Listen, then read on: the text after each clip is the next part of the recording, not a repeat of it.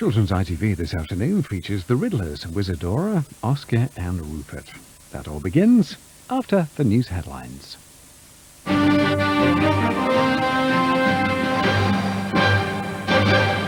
Good afternoon. The political parties have spent the day locked in a fierce clash over tax and spending.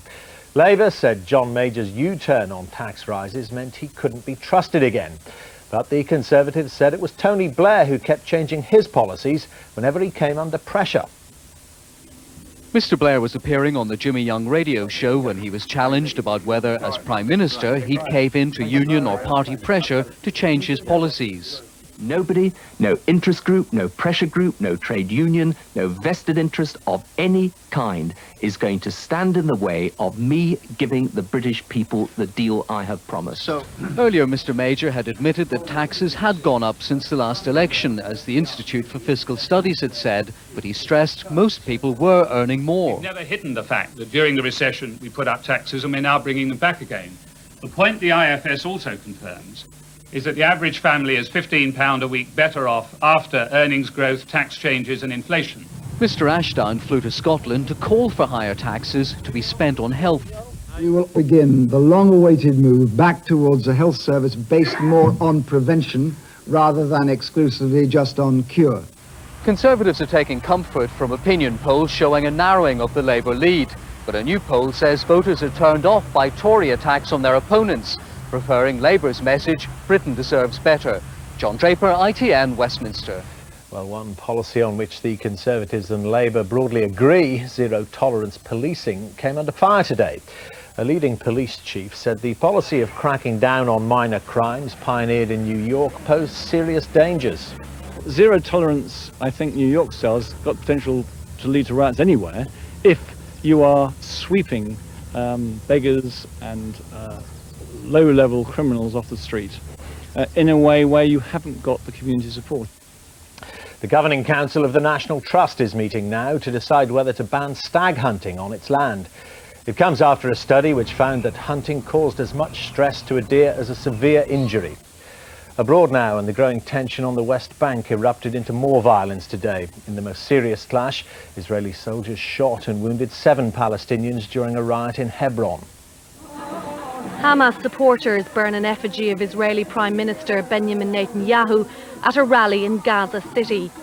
Their anger is at Netanyahu's decision to start work on a Jewish settlement in Arab East Jerusalem. Israeli troops fired tear gas and rubber bullets at Palestinian youths, attacking with stones and petrol bombs. Netanyahu's programme has sparked violent clashes almost every day across the West Bank and Gaza. Palestinians see the programme as a violation of the peace process. They say if the building stops, then Israel will have declared its commitment to peace. Israel says it can build where it likes, in the city it calls the Eternal Capital. Eileen Whelan, ITN. Protesters who've dug in on the site of Manchester Airport's planned second runway were today ordered to leave by the High Court. The campaigners, who include the tunneller Swampy, said they planned an immediate appeal against the decision. Finally, much of Britain has been making the most of the unseasonal heatwave. Temperatures in the south hit the 70s this afternoon, topping such hot spots as Athens and Algiers, but forecasters warn there's cooler weather arriving for the weekend. In the early evening news, more on that mini heatwave, a full roundup of how the country is being affected, plus the results of the National Trust's vote on deer hunting. Will its members elect to ban the hunters from National Trust land? Join me at 5:40. Until then, goodbye.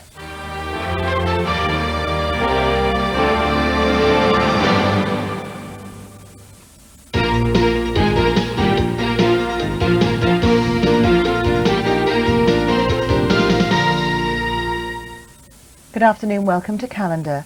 A 61-year-old grandmother has died after being hit by a stolen car in Leeds in West Yorkshire. Violet Burgess-Hunter had crossed the road to go to the local shop when she was run down. Police are now hunting for 2 men seen running away from the scene. Violet Burgess-Hunter had left her home in Meanwood in Leeds for just a few minutes to go to a shop across the road. The 61-year-old grandmother had recently recovered from heart surgery. Relatives say she was well known in the local community. She's a very outgoing, happy type of woman. She was very popular in Meanwood. Just fun-loving. She always had a a laugh and a smile. She was just a nice person. Meanwood just won't be the same without her.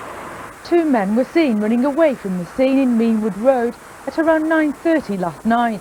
Police say they're horrified. This is obviously a tragic incident.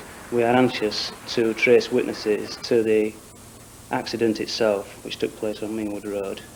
We would also ask that those involved with the vehicle come forward and speak to the police at the earliest opportunity so that we can resolve things.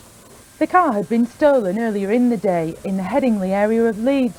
It's now being examined by forensic experts.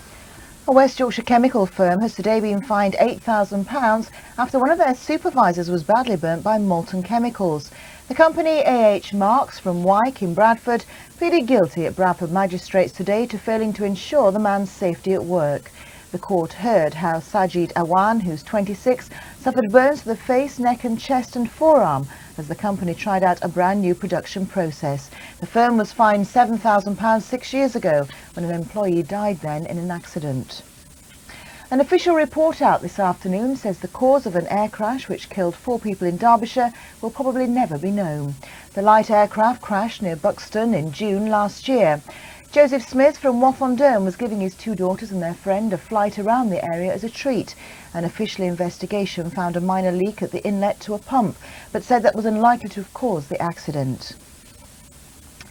Well, one of the Church of England's most traditional institutions is raising a few eyebrows in West Yorkshire by admitting men. The Mothers' Union was formed in 1876 to promote Christian family life. In Huddersfield, hundreds of women have taken part in church events over the years, but now 2 male recruits have joined the ranks. Bill Weston and Jack Dodd said they believe in the principles of the group and see no reason why, because they're men, it should prevent them from taking part. Single-sex organisations, after all, are not so common these days. And you have girls in the Scouts, why not men in the Mothers' Union? Do they know what they're letting themselves in for? That's all I say. That's all from now. For us from now, don't forget to join us though tonight for Calendar Tonight with Mike and me. When Don Riddell goes rallying, he reaches speeds of up to 100 miles an hour. Let's see how he goes on Calendar at 5 to 6. Have a good afternoon. Bye-bye.